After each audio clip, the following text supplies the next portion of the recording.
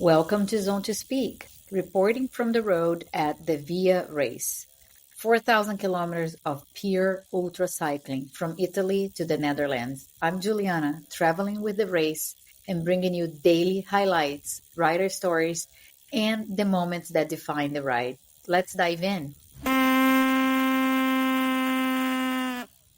Welcome back to our rolling coverage of the Via Race. Day 5 is here and it's spicy. I'm Juliana, reporting from the heart of the action as riders climb, strategize, and yes, try not to freeze in this wild ride across Europe. Today's theme: high roads, higher stakes, and a few unexpected detours. We will follow the race from the frosty alpine ascents to warm showers and laundry hacks, from route gambles to puncture nightmares. Buckle up and clip in because Day 5 of Via Chapter 2 might be just the turning point of the race. The Alps have truly arrived and they are not here to play. At sunrise, the leaders were deep into their assault on the Adige Valley, heading north to Bolzano, the gateway to the day's toughest decisions. At the front, Bruno Vischt and Adam Bialek, wheel to wheel, up the spine of Italy. Their plan? Brenner Pass. Straightforward, efficient, strategic, but then came the wild card. Enter Jakub Tomasic. Same valley, but a different mindset. While Bruno and Adam took the classic route, Jakub and soon after Lucas Becker and Mark Buchel made a daring decision. Skip Brenner entirely and head up and over the Timmelsjoch Pass. 2,509 meters of jaw-dropping altitude. That's higher than any other point in the race, even the infamous Kühtai Dam. Insane? Maybe. Right decision? We will see. And no, this wasn't just an easy switcheroo. Lucas Becker made it crystal clear: what goes up must painfully come down. After dropping to just 800 meters near Utz, the Kühtai climb loomed once more. So yeah, double the climbing, double the glory? So, you have frozen your fingers off up Timmelsjoch or slogged through Brenner. What next? Refuge, baby. The Lakes and Canoodle Refuge in Fritzens turned into a strategic hub. Jakub rolled in looking wrecked, but determined. He slept 3 hours waiting for his power bank to charge. Mark Buchel took his time. Food, sleep, food again. And then there was Lucas Becker, who washed his kit and, well, used a sleeping bag to preserve a little modesty. Innovation thrives at 2,000 meters, my friends. These refuges aren't just pit stops, they are power-ups. Riders who use them wisely might just outlast the ones pushing on the fading lights and dead GPS units. Now, here is where the day gets really juicy. After Kühtai, riders face two key decisions. 1. Do you hit the refuge now and save it for later? 2. And which way do you get to Gate 8 in Slovenia? Bruno refuge now, then northeast through Vordal, taking the northern variant. Adam skips the refuge, heads south through Innsbruck, choosing the southern variant. Why is this important? Because Bruno can go straight to Gate 10 after 8 and 9. Adam still has to visit the refuge. Their paths won't cross again until the Rhine Falls at Gate 10. That's a 500-kilometer split in strategy. And remember, Adam made a similar routing gamble in this year's race through Poland and lost. To whom? Yep, Bruno. While the men battled peaks and plans, the women's field had their own kind of chaos. Joanna Ruminska pushed all night up the Adige, but not without frustrations. Navigating Italy's bike paths took its mental toll. Meanwhile, Gosha was in full crisis mode. Repeated punctures, patch kits, and even help from a passing car. But somehow she kept riding, resilient and relentless. Come morning, Joanna was just a nose ahead. Fiona Shorten was chasing from Ferrara after a good night's sleep. Don't count her out. Her sleep game is Olympic level, and it could pay off big in the days to come. And bringing up in the rear, Inés Leon was loving the views and taking her time. She's not fast, but she's steady, and that counts. Then, come the mid-morning twist, Joanna's brake lever started acting up again. Deja vu from earlier in the race. She limped into Bologna, hoping for a miracle. After being turned away by 2 workshops, she finally found a mechanic. Diagnosis: mixed brake fluids. Eek! With the fix done, she crashed on a park bench, mentally fried. Meanwhile, Gosha blazed through the city like a woman on a mission. No alleyways, no side streets, just full gas through Bologna's arteries. She slashed the gap by 20 minutes. Game reset. Let's lighten things up for a moment. M. Wilson is still out there, powering their cargo bike up mountain roads like it's a Sunday roll to the farmer's market. It's funky, it's heavy, and it's awesome. Meanwhile, please, a moment of silence for the scratched. 6 so far, including para-athlete Wayne Howard, whose stump just couldn't take more punishment, and Yuri Zani down with a fever. This race is brutal, body, mind, and machine. As night falls on day 5, Bruno, Adam, and Jakob are threading their separate needles across Austria. Joanna and Gosha are neck to neck again.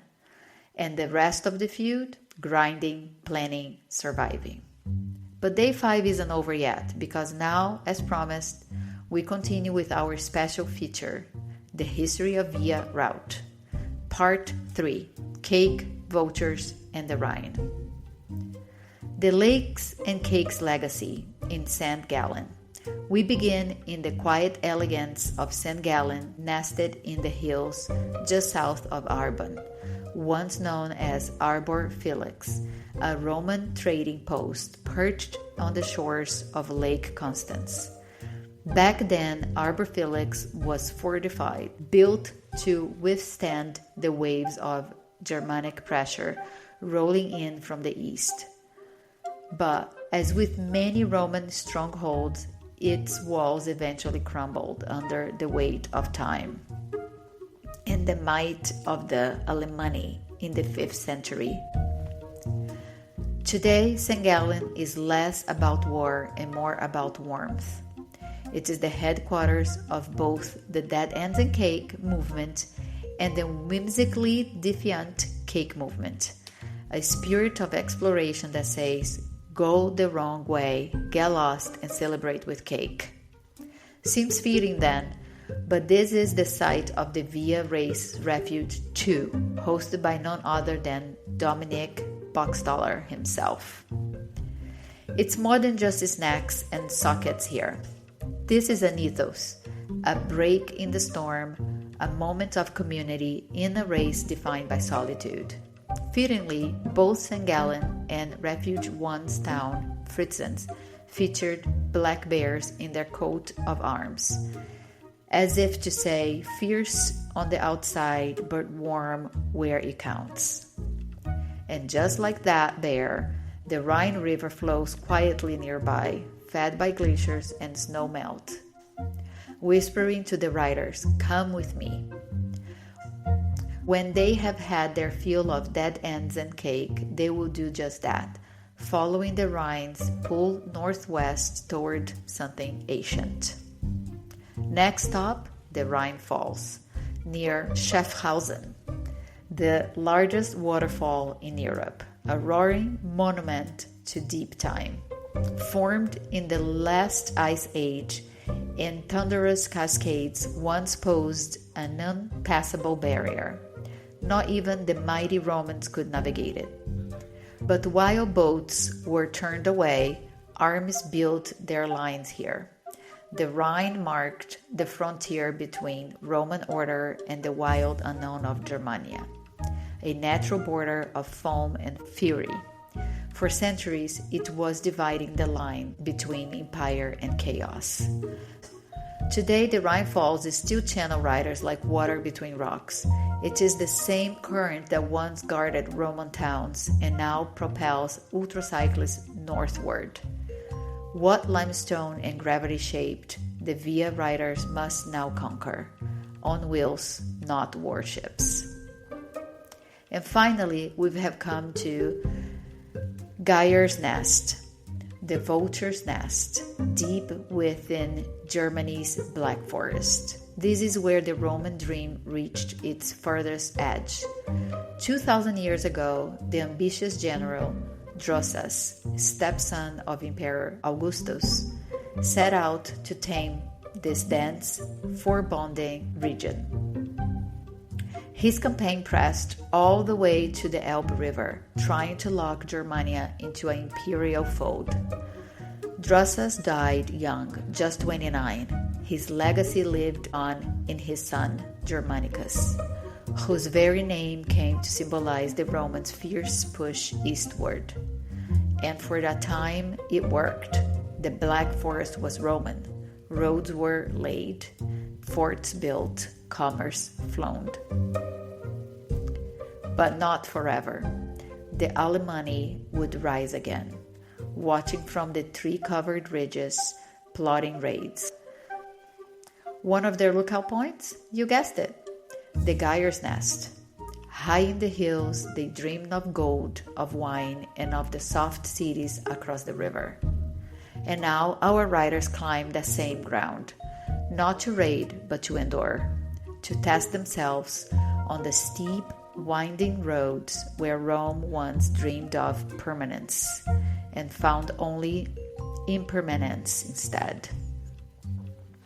So as riders push their bodies past the point of exhaustion, they are also tracing a path that echoes through the footsteps of Roman soldiers, rebel tribes, poets, pilgrims, and yes, cake-loving cyclists. From the fortified shores of Lake Constance to the deep silence of the Black Forest, this route isn't just a race. It is a living storybook written in sweat, gears, and grit. And speaking of stories, now it's time to hear from the riders themselves. I caught up with a few of them on the road and at Refuge 1, between showers, naps, and strategic snack hoarding, to hear how they are navigating the physical, mental, and emotional roller coaster of the Via race. Here is what they had to say.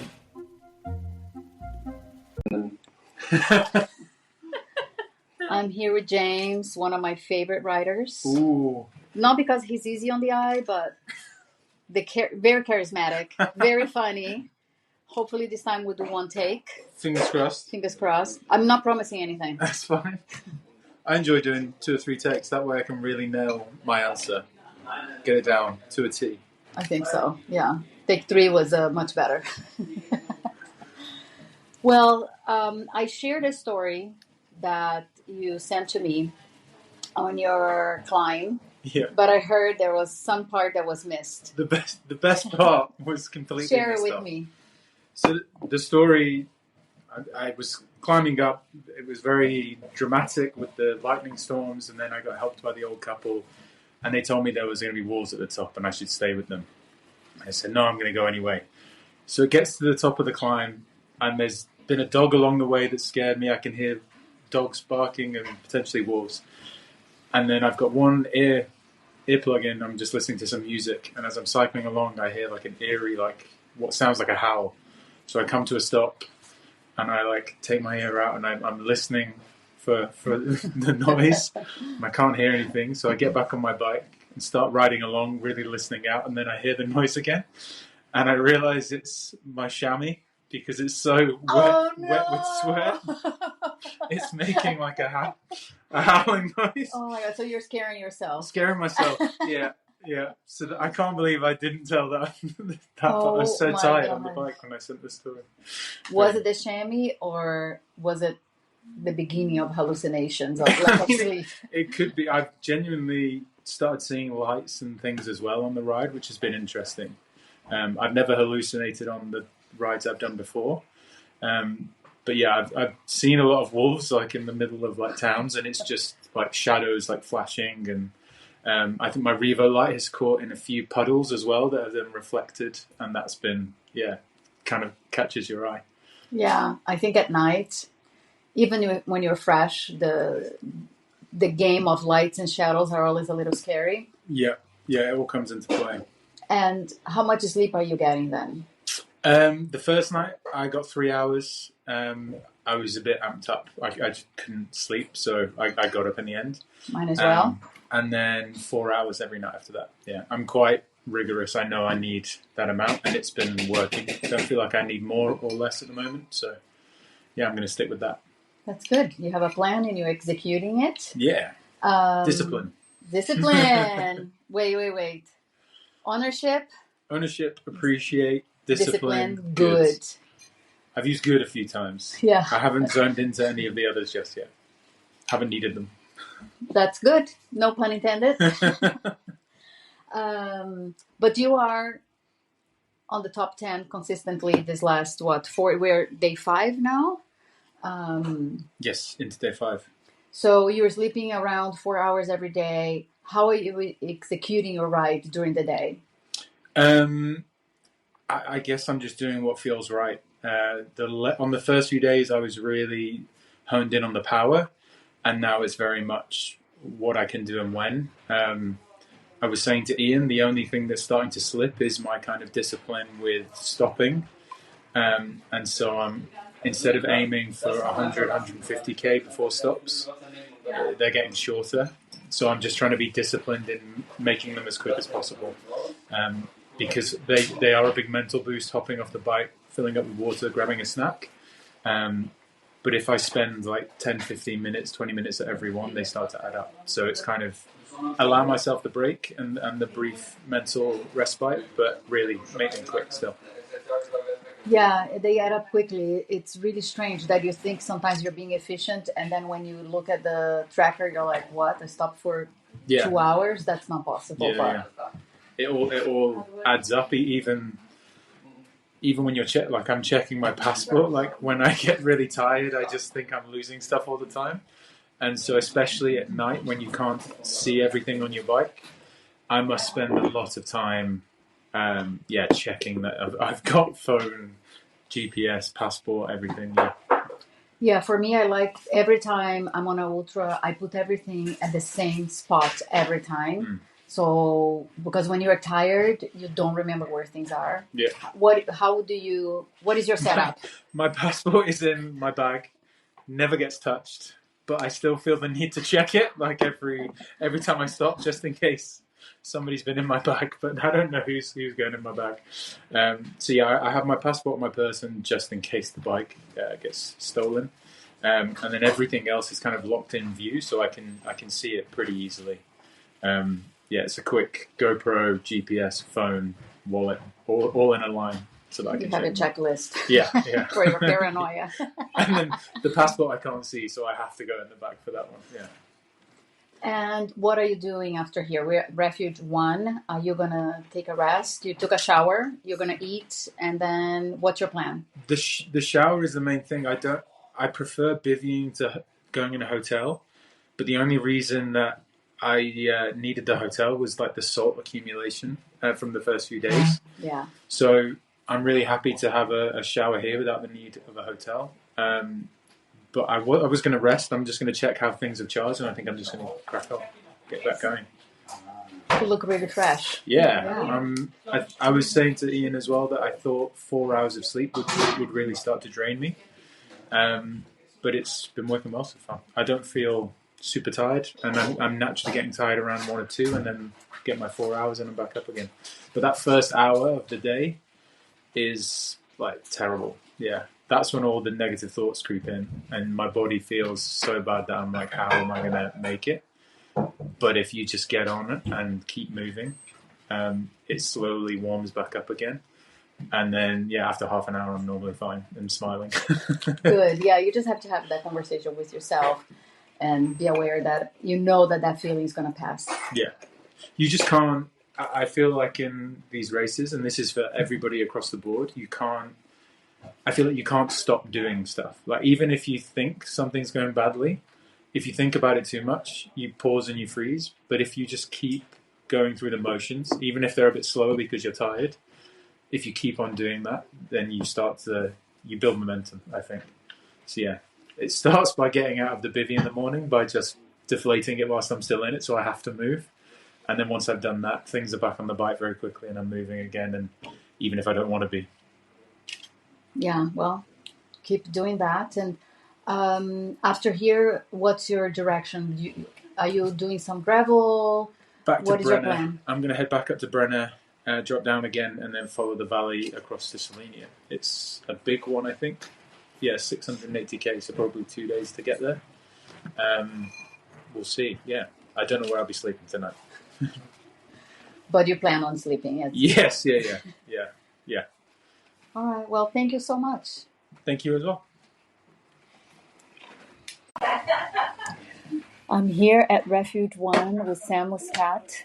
Yeah. I was coming back from the bakery, bumped into him, coming to the Refuge, and you mentioned you haven't slept for 2 days. Is that right? Yeah, that's pretty bang on. Any hallucinations yet? Well, we kind of got a little couple of micro sleeps in and fought those off. But they were pretty rampant while climbing. Not ideal. And how was the descent from Kühtai? Was it pretty chilly this morning? No, it was beautiful. A bunch of in the sun. It was perfect conditions. No rain. It's beautiful up there. I wish I could have stayed up there to enjoy it. Yeah, you got lucky with the day. It's beautiful, sunny. Yeah, yesterday was quite foggy and rainy. All the animals up there are friendly. It's like in Alice in Wonderland or something. Maybe it was just me because I was. Yeah, was it the animals or was it the mind? Yeah, I don't know, probably a bit of both. But I made friends with a bunch of donkeys. It was really, really cool. And a couple of cows came up to me, and I'm a sucker for an animal. So as soon as they walk over to me, I have to give them a good pat. So I'll lose a bit of time, but it's worth it. I agree. I'm also an animal lover. So anytime I see, especially a cat, I try to catch them just to pet. A make-out session. That's good for the mind. Yeah, for sure. What is the strangest thing you have seen on the road so far? Strangest thing so far? Two police officers pulled me up last night and questioned what I was doing out so late on my bicycle. And then when I pulled my phone out and started filming them, they got quite upset and then pulled me aside and hit me with a million questions about what I'm doing, where are you going, are you drunk? It actually would have made more sense if I was drunk, to be honest. Because, that was a pretty big undertaking I went after last night. Was this in Austria or still in Italy? Still in Italy, yeah. Oh, no, on the border, sorry. On the border, yeah, just in Austria. And you're probably like, guys, I'm racing. I need to go. Yeah, I didn't really say too much. I just said I'm just a guy that likes to ride his bike. And what is the most ultra thing you have eaten? Most ultra thing I've eaten? Probably I have a pantyhose that is stacked full of whatever I've accumulated throughout the day, and it becomes like a... Well, the first time I pulled it out, I thought it was just wet because of the rain, but it turns out it just gets like a little sweaty kind of ball of dough. And it's like a pudding, so I just rip into that every now and again when I need a bit of a pick-me-up. I saw a video on your Instagram, you're eating peaches from a can. That looked really good to eat on the way. They fit in perfectly in my aero bars, but and the problem is when you hear a little bump, you get splashed with peach juice in the face. So I think the next customization is a little cap over the can would be perfect. Yeah, or maybe drink up the juice and just leave the peaches. No, it doesn't matter what if there's no juice in it. Something still comes out. Yeah. Do you have alter ego? No, probably not. I don't think I do enough of them to have an ultra ego. Yeah, I'm pretty much like this all the time. Anything from home that you're missing right now? Yeah, probably my whole family, and especially my girlfriend and my dog. Yeah, Annie and Hank sitting at home cheering me on, checking in, and yeah. Hence, you're stopping to pat all the donkeys. Yeah, exactly. And what's the plan from here, from Refuge 1? We still have a lot of days ahead. Yeah. How are you going to conserve energy and keep it strong? Yeah, I think I'm worried I went too hard too fast, so we'll see how this map goes and just see how I wake up. Anything could happen at this point, like my knees could lock up, who knows. So we'll just see, play it by ear. But I'll be going as hard as I bloody can, so yeah. We'll see. Well, you're looking really good. A little bit of bloody eyes, but I'm sure after your nap, you'll be good to go again. Yeah, bright as rain. Awesome. Thanks, Sam. Thanks. Just as I wrap up my chat with Sam, Via Race founder Ian Toth jumped in with a few of his own. So, Sammy baby, What's up? here's a question for you. Talk to me. Your ambitions before the start were maybe top 10? Yeah. How high do you think you can climb? Oh, How high do you think you can fly like the eagle? I've been attacking quite hard, but my strategy hasn't really worked so good. So I think I have to go back to the drawing boards to see if I can jump with them and dance around with them for a little bit instead of like giving a little wake up shock. And then like... You mean like Lucas, passing Lucas? Yeah, I think they were a little bit shocked. I could just picture Mark would have been like, bloody wombat, you silly wombat or something. But yeah, we'll see if hopefully I can just get that power and just stay with the group, not fizzle out. But yeah, I think that'll work with just a bit more sleep, and we'll see how we go. So I think modifying your strategy at this point is a good thing because you've learned some pretty hard lessons. Sleep is good. Anything else that you're going to change? You think you need to change? Oh, I think I stuff around so much. Like I feel like I'm on holiday still, so I'm doing things that you probably shouldn't do in a race, but I enjoy it, so it doesn't matter. I could tighten up a lot. You mean like necking beers? Yeah, probably.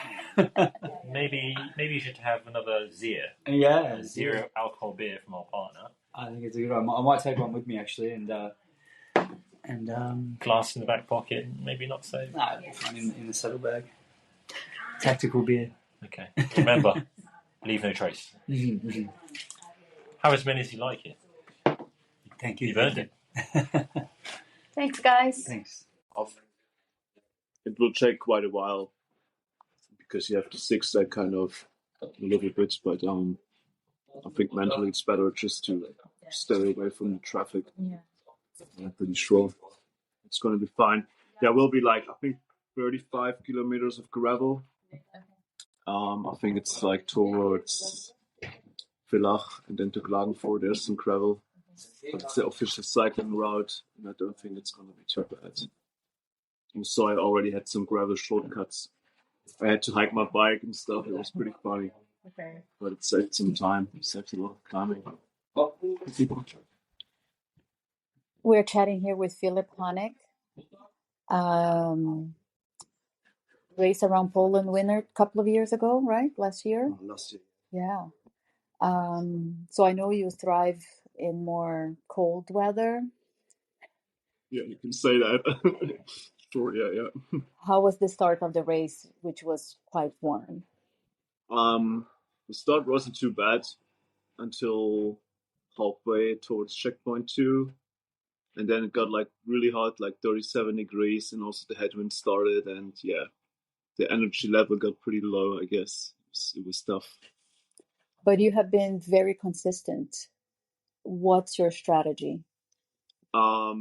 Well, my strategy is to be relatively efficient. It means I don't stop all that often, but when I stop, I just sit down and eat calmly and a lot, so I can just continue for quite a while.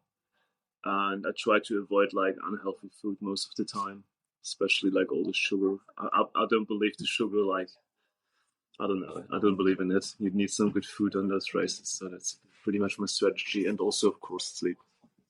You need to sleep. Let's go. Yeah, completely agree with you. Sugar can just take you so far. You do need those nutrients coming in. How are you enjoying the route so far? The route has been pretty good. It has been relatively quiet. I was a little bit worried about Italian roads. There's some, people just talk about Italians driving, but it hasn't been too bad. And even the Po Valley. I mean, I took the route which was offered by the organizers, and I did it quite early in the morning, so there were like no sketchy moves from the cars. And now here in Austria, it's actually pretty enjoyable. I think drivers here are just used to cyclists, so there was some spice. So yeah, the climbs were beautiful, but they were also brutal, pretty steep. That's via race. Yeah, it's cool. I believe you had a crash last November. Is that right?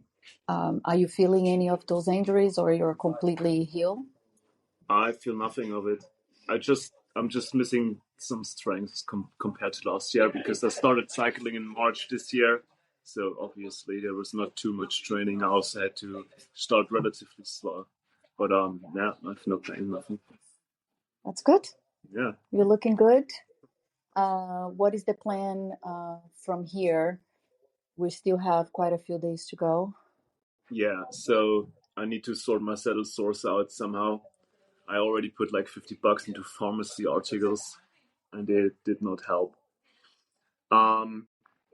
It's kind of frustrating because I was planning to sleep outside most of the time, since it gives you more flexibility, but I kind of need to clean myself every night, so I will probably stick to hotels just to make sure I can keep going. And the rest will be the same, I guess. Just cycle, stop efficient, and sleep, and then see how far I can go. Sounds great. Keep going. It's been so much fun to follow you. Thank you. And that's all for today's episode. I want to thank the listeners for tuning in. Your support means everything. If you enjoyed this episode, please consider following, leaving a review, and sharing it with your friends.